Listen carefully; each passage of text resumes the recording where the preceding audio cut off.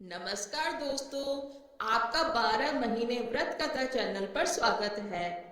आज हम आपके लिए लाए हैं माघ चौथ पर सुनने वाली साहूकार साहूकारणी और चौथ माता की तिलकुट की कहानी तथा गणेश जी और देवरानी जेठानी की कहानी।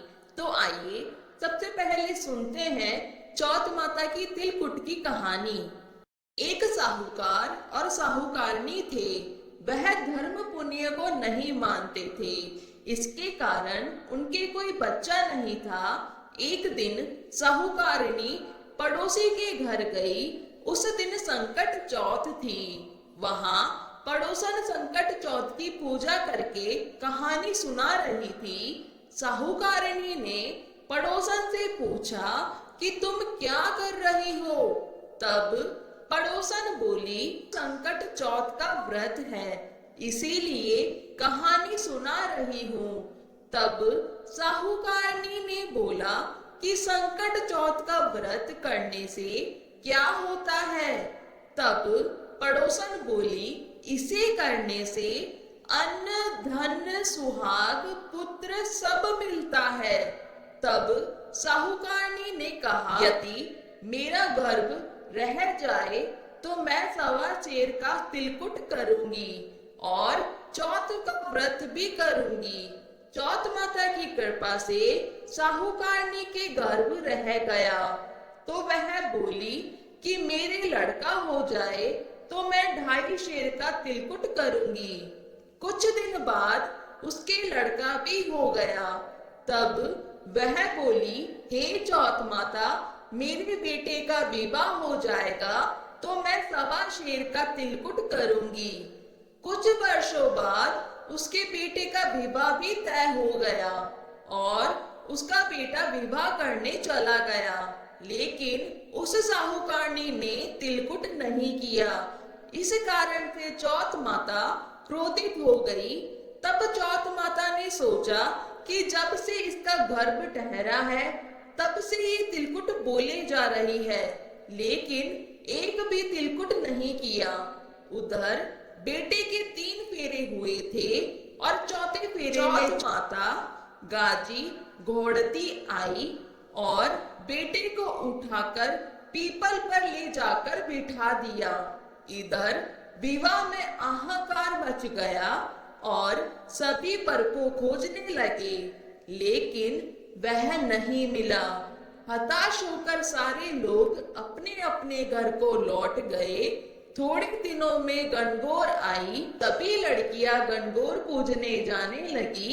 सभी लड़कियां गणगौर पूजने के लिए जंगल में डूब लेने गई। तभी पीपल के पेड़ में से आवाज आई कि आ मेरी अर्धब्याही रोजाना। यह बात सुनकर वह लड़की सूख कर कांटा होने लगी। एक दिन लड़की की माँ ने कहा, मैं तुम्हें अच्छा खिलाती हूँ, अच्छा पहनाती हूँ, फिर भी तुम सूखती क्यों जा रही हो। तब लड़की ने अपनी माँ से कहा कि वह जब भी दूब लेने जंगल जाती है तो पीपल के पेट में से एक आदमी बोलता है कि आए मेरी अर्धब्याही। उसने मेहंदी लगा रखी है, सहरा बांध रखा है और दूल्हे के कपड़े पहने हैं। तब उसकी माँ ने पीपल के पेड़ के पास जाकर देखा तो देखा कि यह तो उसका ही जमाई है। तब उसने जमाई से कहा कि आप मेरी बेटी को अर्धब्याही करके यहाँ क्यों बैठे हैं।